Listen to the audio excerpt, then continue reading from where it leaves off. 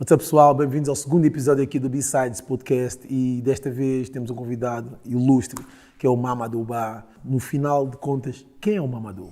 Aqueles que querem viver Podem aprender com as lendas, aprender com as lendas, aprender com as lendas. aqueles que querem crescer Podem aprender com as lendas, aqueles que querem viver podem aprender com as lendas, aprender com as lendas, aprender com as lendas. My man. É sempre um gosto e é um prazer estar aqui a partilhar contigo. Family. Enfim, quem é o Mamadou Ba? Podíamos fazer uma resposta muito simples. O Mamadou Ba é uma pessoa normal como qualquer outra pessoa. Tem uma história de vida um bocado engraçada. Eu sou o mais velho de 23 irmãos, Uou! da parte do meu pai. Teu pai era busy. Eu nasci no Senegal, no sul do Senegal, na zona fronteiriça com a Guiné-Bissau, mas era suposto nascer na Guiné-Bissau, na verdade, porque o meu pai, que é cidadão da Guiné-Conakry, mas que era sobrinho de um oficial do exército da Guiné-Conakry, que estava destacado na zona norte, que fazia fronteira com a Guiné-Bissau, e que era a base de apoio uma das bases de apoio do PAIGC. Portanto, a partir daí o meu pai entra na Guiné-Bissau e passa a ser correio do PAIGC. Portanto, era um homem que fazia mais de 400 km, ou seja, 800 km para ir buscar mantimentos no Senegal ou na Gâmbia, nomeadamente pólvora, tabaco e outro tipo de mantimentos para o PAIGC. E nessas viagens ele conheceu a minha mãe. Minha mãe, que era casada já, tinha 2 filhos, depois apaixonaram-se e casaram-se. E ele levou a minha mãe para a Guiné-Bissau. Eu era suposto nascer em Bafata, entretanto o conflito ganhou uma grande dimensão e o meu pai mandou a minha mãe para o Senegal. E nasci no Senegal. Depois de algum tempo, o meu pai mandou-me para a terra de origem dele, que é a Guiné-Conakry, onde eu passei a minha infância, numa escola corânica. Uma das razões pelas quais, por exemplo, eu sou canhoto, mas para além de ser canhoto, eu quando escrevo completamente ao contrário. E isso baralha muita gente. Isso tem a ver com a influência do Alcorão, não é? Porque comecei primeiro a minha formação pelo Alcorão, depois aos meus 9, 10 anos, regresso para o Senegal. Em que ano? Começo em 80-81. Começo a escola normal, portanto a escola republicana, a escola laica, no sul do Senegal, até o colégio. Depois vou para Dakar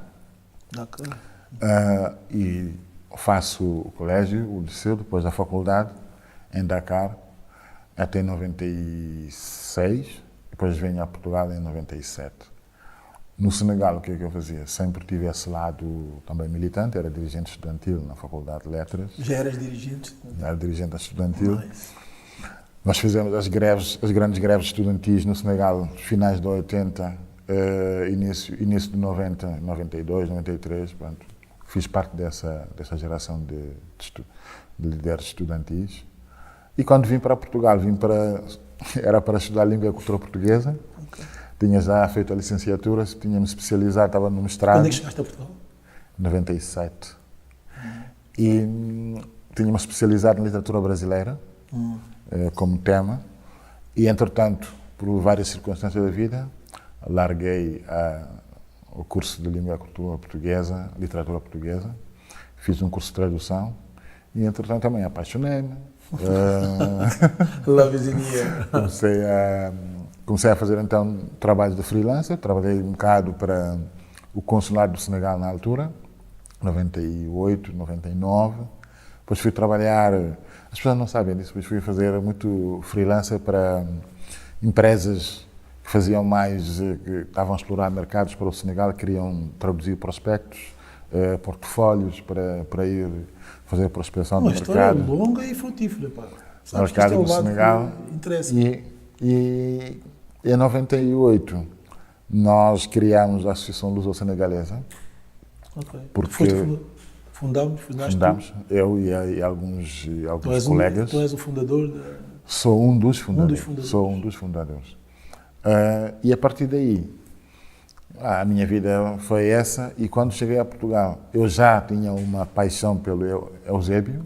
Eu conheci-o pela literatura, pela televisão, porque eu sou um fanático de futebol. E assim que cheguei a Portugal, passei a ser fanático do Benfica. Oh, my man, welcome to my team. Passei a ser fanático do Benfica e há histórias muito, muito engraçadas em casa. Ok. Porque o meu filho mais novo, pronto, também a mãe é de origem angolana, era benfiquista, e então não foi difícil catequizar o mais velho. Ótimo. O mais novo foi uma história muito engraçada, porque a mãe é sportinguista e ele no início, quando nasceu, ele foi sportinguista, aliás, pediu-me para eu lhe comprar um equipamento do Sporting, mas tive sorte, porque para mim ia ser um desgosto do meu filho ser do Sporting.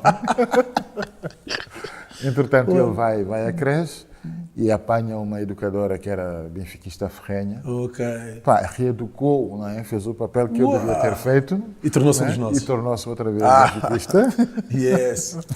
Então, quer dizer, dito isto tudo, o que eu quero dizer com isto é que eu sou eu sou uma pessoa normal, sou um cidadão normal, tenho as minhas paixões, sou um devorador de livros. Lindo. Adoro muito ler e cozinhar. Isto são das coisas que mais gosto de fazer. É a tua terapia. É. E como é que o SOS Racismo surge na tua vida? O SOS para mim foi uma salvação do ponto de vista do que eu acredito o que pode ser o compromisso de uma sociedade democrática. Eu, quando cheguei a Portugal, a questão racial não era debatida lateralmente. Sim. Era a partir das associações de imigrantes e dos problemas concretos com que se confrontavam as comunidades negras, nomeadamente questões da habitação, questões de regularização, é que se falava da questão racial e da questão da violência policial. Claro. E eu entro no SOS a partir de uma história pessoal. Okay. E eu, como vocês se lembram, eu quando cheguei na fase final das obras da Expo 98. E quando a minha bolsa acabou, eu tive que ir trabalhar para as obras. Okay. E comecei a trabalhar nas obras da Expo, nas várias obras da Expo. Okay. Fui carpinteiro, fui pedreiro, fui servente pedreiro, depois pintor. E nessa minha vida de trabalhador de construção civil, aconteceram histórias dramáticas como aquelas que acontecem com todos os imigrantes na altura indocumentados. Sim. E há um patrão que não me quis pagar e nós quase que íamos chegar a vias de facto, que ele disse que vais-me pagar aquilo que é claro. O meu salário. E tivemos dificuldades, eu fui então à procura de uma ajuda de uma associação. Primeiro fui direcionado para a Olho Vivo. Olho Vivo. A Olho Vivo ali em Queluz. Antiga já. E depois, é uma das mais antigas nessa procura de soluções, conheço o SOS por causa de uma agressão que tinha acontecido contra um vendedor ambulante senegalês em Almada. E há uma mobilização do SOS, tomo contato com o SOS, através também da Luso Senegalesa. E aí há uma discussão.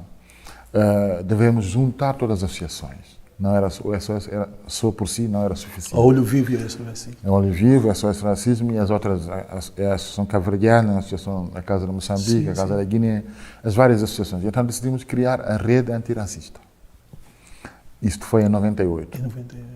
E ela congregava na altura, no início, cerca de 50 e tal associações da área metropolitana de Lisboa e não só. E então, assim, é o meu contato com o SOS. E qual é o papel do SOS? O SOS, para mim, tem um papel marcador da história do debate da questão racial no país.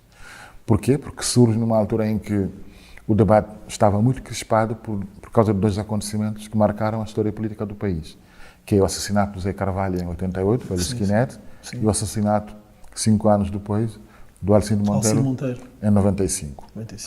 E eu chego um bocado no rescaldo desta tempestade. Sim, não é? sim. E eu confronto-me também com isso na residência universitária, onde eu vivia. E aí entro... E deparaste então com inúmeras situações? Completamente. O meu primeiro embate com a questão racial foi mesmo dentro da academia. Sentiste esse...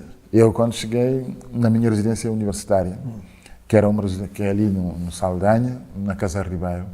No Casal Ribeiro? Casa Ribeiro. Só havia três... Perto do Arco Cego. Exatamente. Só havia dois estudantes negros naquela residência.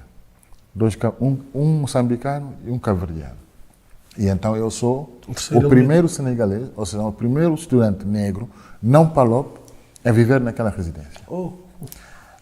Fugiu um bocado ao protocolo. E foi muito duro, mas também foi uma lição, porque a partir daí eu comecei a me confrontar, porque até então eu nunca me lembrei da minha cor da pele. Claro.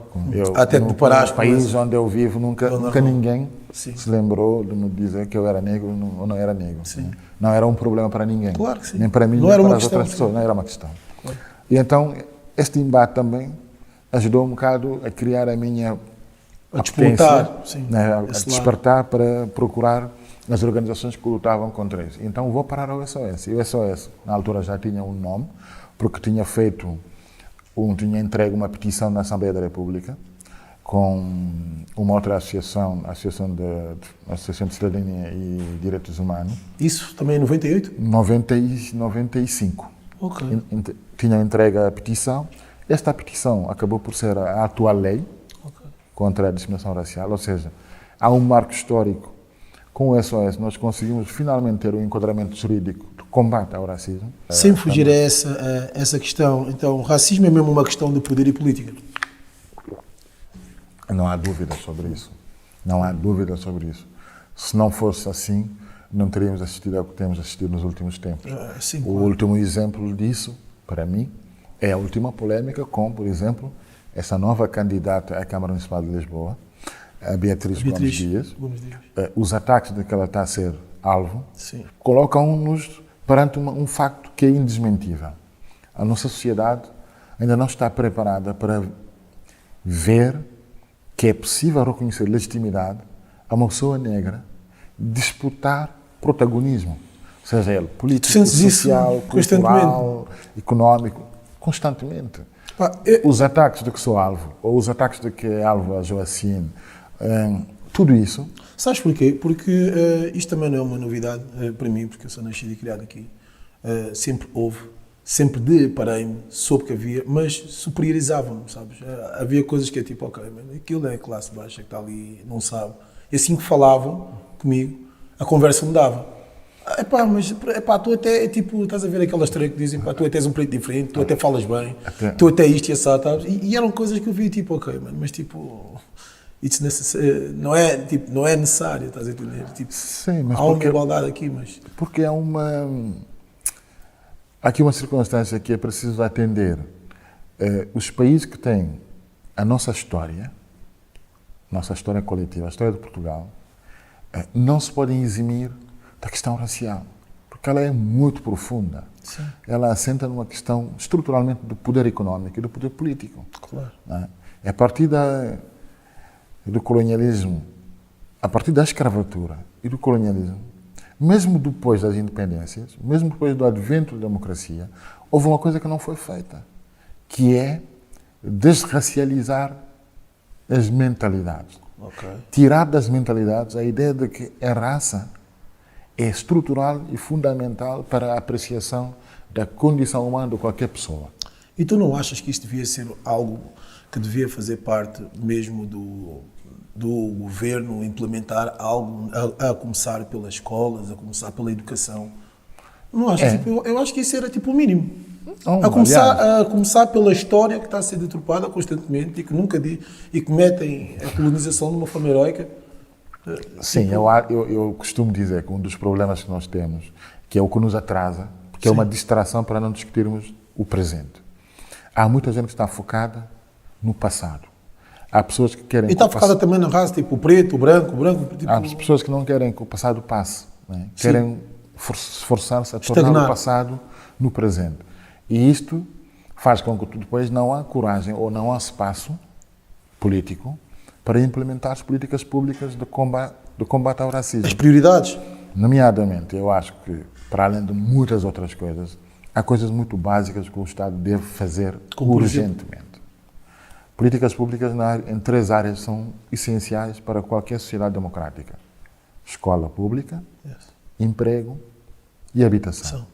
Não há democracia, não há dignidade numa sociedade em que há uma parte dela que está arredada de condições de habitabilidade, de condições de empregabilidade, de condições de educação. Porque são esses três pilares que constroem umas sociedades plurais, democráticas, sólidas. Sem isso não se faz nada. Portanto, políticas públicas nessas áreas são essenciais. Depois, claro, há os lados simbólicos Sim, da claro. coisa. O que estavas a falar há pouco, a questão da história. Claro. Né? A questão dos conteúdos dos manuais escolares. Sim. A questão da própria organização do espaço urbano. Claro. Como é que nos representamos coletivamente? Sim. Que tipo de imaginário queremos construir no espaço público? Quem é que queremos que se reveja naquele Nesse espaço espaço sem, público. Sim, sem se sentir agredido? Não identitário. Não é? Sim. Como é que nós podemos fazer isso tudo? Uma questão aqui, sem fugir à tua questão. E os miúdos? Esta nova geração dá esperança no futuro? Achas que é com eles que vamos conseguir que compreendam a realidade e que foi o colonialismo? Sim, o futuro depende sempre das... Eu só quero saber o teu ponto de vista. E o free money? Claro, o futuro depende sempre das novas gerações. Aliás, porque as crianças de hoje são os responsáveis do nosso destino coletivo amanhã. E então, claro que tudo isso passa por nós apostarmos numa educação antirracista, estruturalmente antirracista. Sim. Não é Sim, diverser-se muito contra o racismo. Claro. E eu acho que também há indícios e há sinais de que assim vai ser. Dou um exemplo concreto. 6 de junho de 2020 foi a maior manifestação antirracista na história do país. Black Lives Matter? A maior de sempre. Sim. E eram as Black Lives Matter. E, portanto, isto é um sinal. E Sim. nesta manifestação, ao contrário do que querem fazer crer algumas pessoas, nessa manifestação estavam todos os portugueses e todas as portuguesas de todos os estratos sociais, Sabes, de todas as proveniências à étnico-raciais. frente da situação. Por isso, E é bom as e é pessoas um terem essa sinal noção. que há uma nova geração que tem consciência de que não é possível conviver-se com o racismo de uma forma normal, banal, como se não fosse nada. Porque eu acho que isso aí educa-se, pá. Porque, sabes? Porque Claro. imagina, eu tenho tantos amigos, a minha parte, tipo, eu nunca vi essa questão de cores, mas obrigatoriamente revia-me em certas situações que Não, depois mas era ela posto de parte, sabes? É tipo, A ok. questão da cor existe. Não, sempre existiu, O mas- problema não é isso. O Fanon resolveu isto muito facilmente. Ele disse, eu sou um homem negro, mas a cor da minha pele não me define como pessoa. Claro. Mas ela define o lugar que eu ocupo numa sociedade que é racista. Man, this is bars. Óbvio. Obrigatoriamente. Eu sou negro, Mamadou Ba. Eu sou portador de várias identidades. Sim, sou sim. benfiquista, gosto da seleção nacional, Claro. gosto de literatura, portanto, e leio clássicos europeus Sim. de todo o lado. Mas acho que é uma questão- Não é a minha cor da pele que me define como pessoa. Mas claro que ela conta para pessoas que são racistas, que acham que a minha cor da pele define o que sou como pessoa. Sempre foi isso. E eu acho que a nova geração nos está a dar uma lição em relação a isto. Para mim, a Manif do dia 6 é absolutamente um alento em relação ao atraso dos adultos. Né?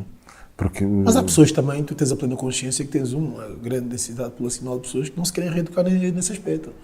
Porque acham Sim, que já sabem claro, tudo porque e ainda- não porque lhes ainda vai há uma agregar coisa- nada.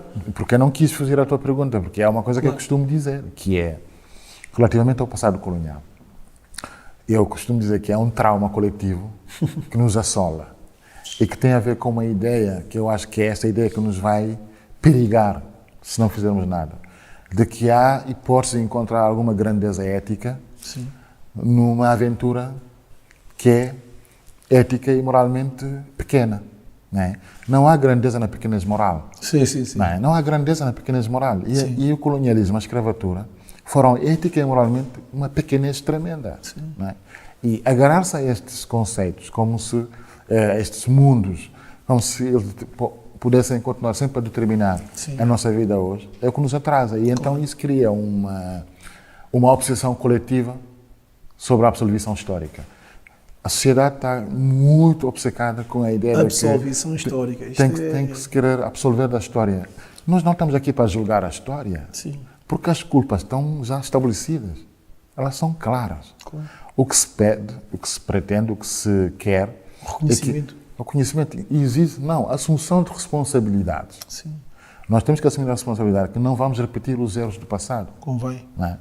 E essa é a única forma de nós combatermos o racismo sem crispações, sem acrimónias, e perceber que quando eu digo Portugal é um país estruturalmente racista, não estou a dizer que todos os portugueses são racistas. Claramente. Porque quando uma pessoa diz Senão- que Portugal é um país machista, não está a dizer que todos os homens portugueses são Sim, machistas. claramente. O que está-se a dizer é que há uma estrutura cultural que permeia E para mim, sim. e permite Sim. práticas Sim. racistas Claro. e que estão presentes na nossa interação cultural, social, económica e política. Ótimo. Isto é visível.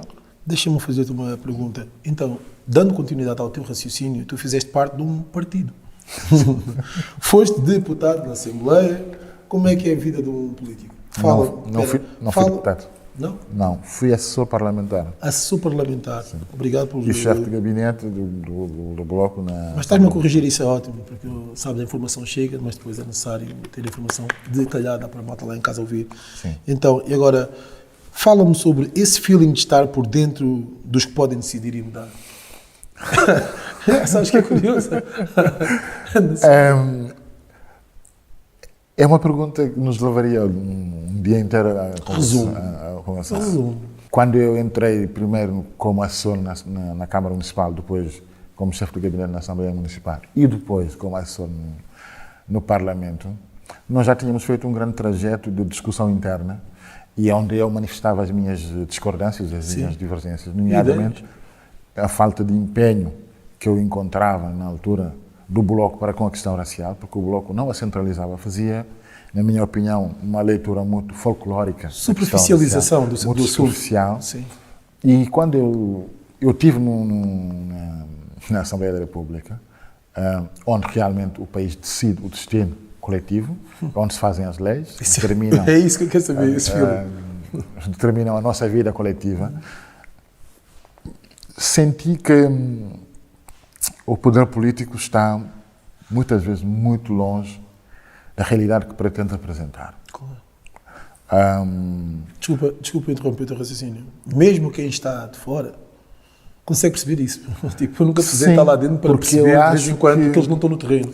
Sim, não, e que há porque eu certas acho que- coisas que estão muito aquém da expectativa, porque como estão de fora, como outsiders, deduzem coisas que realmente não fazem parte da realidade, porque não estão no terreno. Ao não estarem no terreno, eu acho que o raciocínio é cíclico. Se não, Não, estás eu lá, acho não que- percebes. Se não percebes, não sabes como é que podes desenvolver ali valências para as pessoas realmente poderem posicionar-se e terem melhores condições de vida, melhor integração social. E é essas coisas que eu, tipo... Ou seja, porquê que não estão lá? Eu acho que isto é muito mais profundo, porque, infelizmente, a política deixou de ser um serviço público, passou a ser um negócio. Claro, business. E então o tempo da política e o tempo da vida das pessoas estão desfasados. Não é? Os políticos têm um tempo muito curto e estão muito numa lógica instrumental da gestão do tempo das pessoas, o que faz com que elas estão muitas vezes afastadas das necessidades reais das pessoas. Pronto. É? Chegaste a essa coisa. É. Ok. Deste E isso... a forma como expuseste Isso é isso que é necessário. Uma lacuna. É um problema muito profundo, porque Uma lacuna grave. quer dizer que há um divórcio entre quem nos representa e quem é representado. Claro. Não é? Muitas vezes as pessoas fazem políticas de gabinete. Ora, ninguém pode resolver a vida da sociedade dentro dos gabinetes. Tem que estar na rua, tem que estar no terreno. Não, obrigatoriamente. tens que saber a realidade sobre a qual Sim, tu estás a vais lá, intervir. estás no terreno, perceberes as dificuldades, todas essas coisas. E essa ideia, porque todas as políticas são muitas vezes balizadas em termos temporais a partir das legislaturas. Não é? O legislador, a legislação é de 4 em 4 anos. Muitas leis que são feitas na Assembleia da República, elas não têm a temporalidade necessária para corresponder à dimensão do problema sobre o qual está a legislar. Pode ser menos ou mais. Por exemplo, tem que ser, É sempre mais. Os sempre problemas mais, estruturais sim, são sim. mais. São sempre mais. Quando tu queres resolver um problema de habitação, se não tiveres, por exemplo, uma legislação, uma lei quadro sobre a habitação, pá, o que tu vais ter é uma manta de retalhos legislativo no que toca à questão da habitação. Se fizeres a mesma coisa sobre a questão da habitação, é igual. Ou seja, ou há um compromisso do Estado que diga, bom, por exemplo, nós vamos criar instrumentos que sejam perenes, não é? Com temporalidade suficiente para atalhar os caminhos que são necessários para, por exemplo, tratar os problemas que são estruturais. Não é? Sabes Isto que eu não se vejo-te, faz só com cálculos eleitorais. Sabes que eu vejo-te como um membro essencial no país. O teu ponto de vista, a tua informação e a forma como expões, eu acho que é essencial as pessoas terem essa percepção de ti. Por isso é que eu te convidei. Obrigatoriamente, porque é muito giro sempre expor em um lado teu, parece estar sempre na frente de combate, que não te dão oportunidade para verem-te exatamente como tu és. Sabes, Por isso, eu costumo dizer uma coisa, desculpa interromper, Sim. só. Muitas vezes as pessoas me dizem que tu és uma pessoa muito irascível, uma pessoa muito agressiva, uma pessoa muito violenta. deduzo. Eu não dás digo, oportunidade para vocês conhecer, bom, quem não me conhece pode achar que Claro. sim, mas nós, pessoas como eu, o que nos movem é o amor à humanidade. Yes, sir. Porque cada ato antirracista é um ato de amor para com a humanidade. Claro. Qualquer ato antirracista é um ato de amor à humanidade. Yes, sir. E o amor à humanidade começa por nós Zelarmos. defendermos a nossa dignidade. Dignidade. Porque não há amor à humanidade sem dignidade. Yes, sir. E o racismo é uma indignidade. Não é? E então, evidentemente, o Baldwin, que é um autor que eu já... Baldwin, Que é clássico. para mim, é o meu... Eu fui Ícone. visto há pouco em casa, Claro. tenho todos os livros. Eu estive em tua casa, viu, brother? E ele tem uma frase que é muito bonita. Porque Icónica. ele diz que... Vamos ver se é mesmo. Diz. São várias, mas há três que eu gosto muito no que toca à questão racial. A primeira é: quem tem que se curar do racismo são os racistas, não são as vítimas do racismo. Yes, sir. E ele diz: é por isso que qualquer homem negro consciente nos Estados Unidos tem que estar em raiva. Não é uma pessoa que carrega ódio, Sim, sim. mas raiva da condição em que se encontra e da afasia. Afasia, que é as pessoas falam, Sim. entra por aqui e sai por Sai, aqui. Não é? Sim, sim. Que é quase patológico. Claro. Não é? E depois ele finaliza dizendo que mas nós não temos tempo para desesperar. Claro. Porque o desespero é para os privilegiados. Não é? Nós não temos tempo para desesperar. E com isso que tu disseste, tu achas que, bom, partidos fascistas em Portugal, e há partidos fascistas em Portugal, e como é que se pode lidar com isto? Pois, nós temos um problema grave, que é o regime democrático, quando surgiu em 74, nós fizemos um passo em frente muito grande, que é, sim senhora, ter derrotado o fascismo, ter derrotado o colonialismo. Aliás, quem derrotou o fascismo, na verdade, em Portugal, foram as lutas anticoloniais. Foram elas que determinaram a queda do fascismo. Mas não se fez o trabalho que devia se fazer, que é uma ruptura total com o regime. Um regime é uma coisa muito poderosa, porque um regime é uma coisa que se alastra na sociedade, nas relações de poder. Silenciosamente. Silenciosamente. E permanece. Claro. E pode sempre vestir novas roupagens, mas a estrutura mantém-se lá. Claro que sim. Não é? E nós temos, infelizmente, uma enorme bolsa de resistência fascista à democratização do regime no nosso país. E esta bolsa de resistência fascista, não é antifascista, fascista, à democratização do país, ela está espalhada no sistema em si. Que tomou diversas formas. Toma várias formas. E isto, depois, quando houver oportunidade, entre aspas, e houver alguém com inteligência e fito político para agarrar, consegue suscitar essa dimensão fascista das relações políticas. Claro. E foi o que aconteceu com a nova agremiação que surgiu, porque eu costumo dizer, quando me dizem Portugal é uma ilha, nós compararmos com os outros países, isso dizia-se há 3 anos atrás. Eu dizia, não.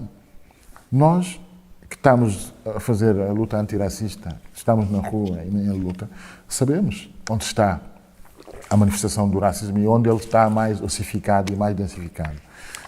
E, na verdade, tu fazes, a maior parte do que os outros não fazem é estar no terreno. Não é teoricamente, é na prática que interessa. Mas os últimos resultados eleitorais provaram isso. Sim. Se dúvida houvesse que há uma base social que é permeável a um discurso fascista, ela acabou de ser desfeita com os últimos resultados. Claro que sim. Não é? Há uma base social. E não há projeto político sem base social. Não é? Claro. Quando há uma base social, quer dizer que há projeto político.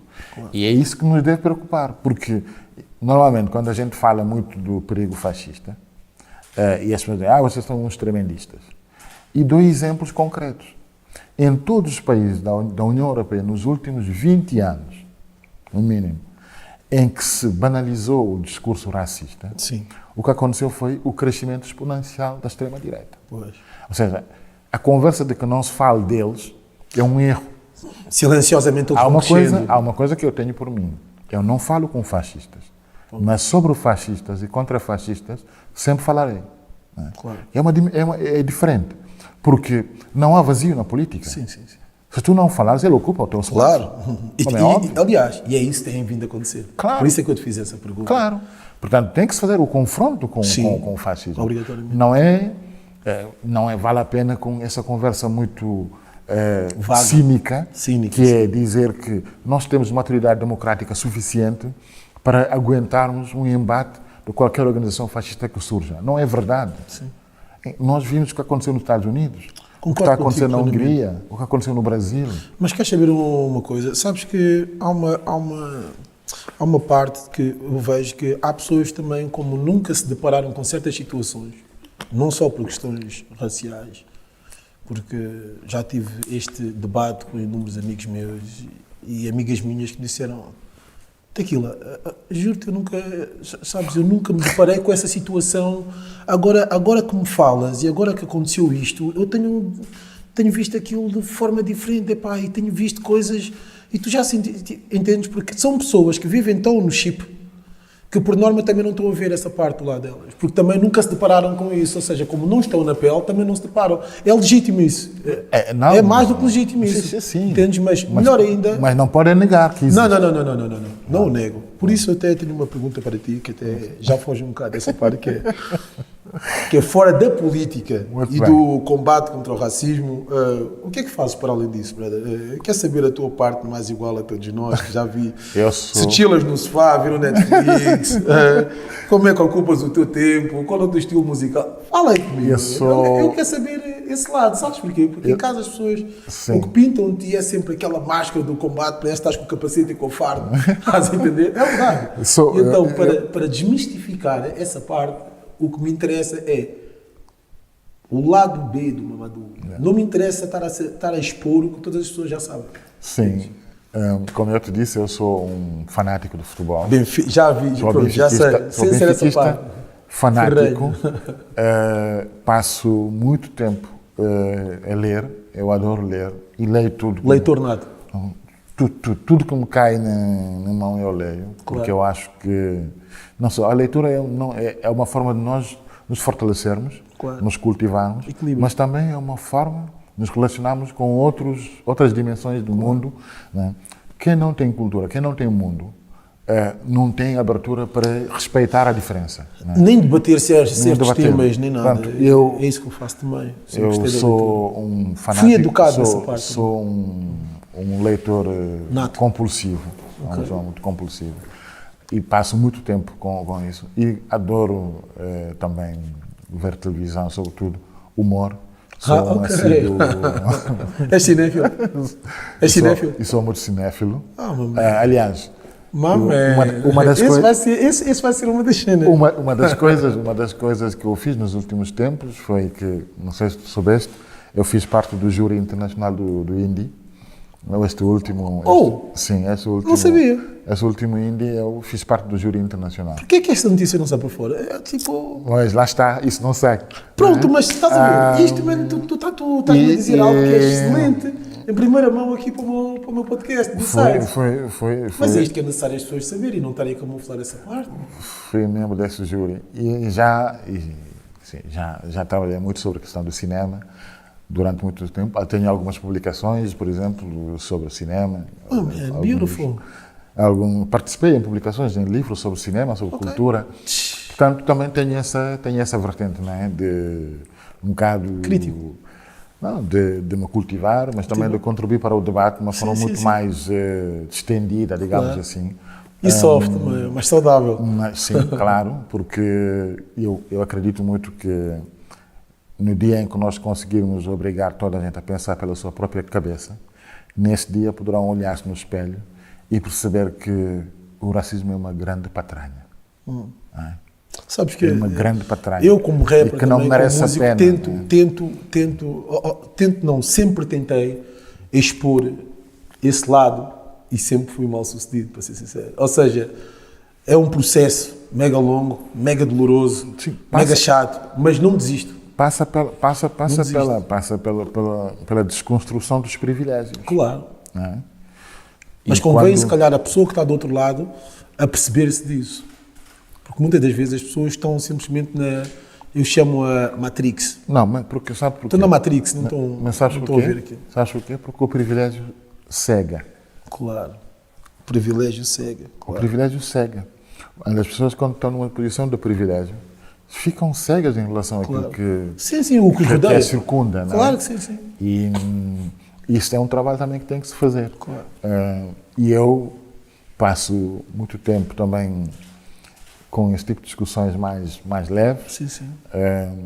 E a minha vida no cotidiano se resume a isso porque sou tradutor também. Ok. Oh, really? Então, sim, português, Multifacetado. francês. Então, uma das coisas que eu faço, na verdade, é esta, para viver, Sim.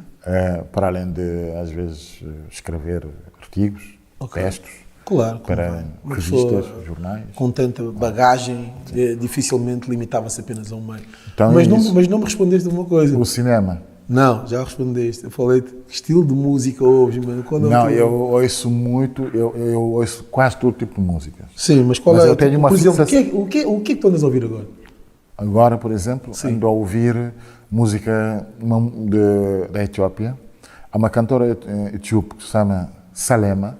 Salema. Ela é uma música, para mim, é uma das vozes mais bonitas que eu ouvi nos últimos tempos. Salema, de Salema. origem etíope. Etíope. Ela, por exemplo, fez um cover da Etta James, Da Eta James. do Arad B. Bryan. É de uma Desconhecia. sofisticação. Desconhecia, meu. Eu sou meio Não. nerd, sabes? Eu gosto de andar a pesquisar coisas que eu desconheço, não apenas para sample. Mas também tenho uma panca enorme. Eu adoro ouvir música folclore africano. Oh. Porquê? Porque há muita sabedoria popular na música folclore africana, nomeadamente na minha região. Sim. Eu sou da África Ocidental Claro. e tenho a sorte de ser filho de dois pais que falam duas línguas diferentes. Então, eu falo a língua do meu pai, a língua da minha mãe, e depois falo as outras línguas. Então, ou seja, consigo viajar naquela região, não é? E compreender e aprender muito com a música tradicional daquela região. Tu consideras-te A uma música pessoa muito pastoral. especial em relação a essa Sim, eu absorção? estou sempre a ouvir, os meus filhos estão sempre a gozar comigo, vão dizer, mas a gente não percebe o que está a dizer, mas eu percebo. Não é? Isto é O que é que os teus filhos ouvem, por isso exemplo? é Rap? muito rap. O meu mais novo, então, ele só ouve rap. Alright. Só ouve rap. E o que é que tu achas do rap, por exemplo? Eu acho uma grande música. Eu ouço-vos a vocês todos, da nova geração, a geração mais velha, porque ela é uma... Rap tem duas vertentes para mim, duas componentes na minha vida pessoal, que é o lado do reencontro com a realidade social, Sim. não é? Mas também o lado da disputa política, da luta. Por isso, tu, sendo pai, e tendo tu uma família, tu sentes-te ameaçado por teres uma opinião. Claro, eu estou sempre na berlinda, mas eu costumo dizer, eu acho que nós não devemos nunca Temer. não é não ter medo. O medo faz parte. Não, Porque o temer, medo seja o que for. Não? Como? Temer, seja o que for. Não, eu não temo nada. Eu não temo nada. Mas, Porque o medo não nos welcome salva. to my team. Porque o medo não nos salva de nada. Isto é a minha opinião pessoal. Muito Claro. sinceramente, não é uma questão de arrogância nem nada. Foi assim que eu fui criado. O meu pai é um tipo que saiu da Guiné-Conakry, foi para a Guiné-Bissau, envolveu-se como correio do PAIGC. Era um homem destemido, meu pai. E ele dizia-me uma coisa muito simples.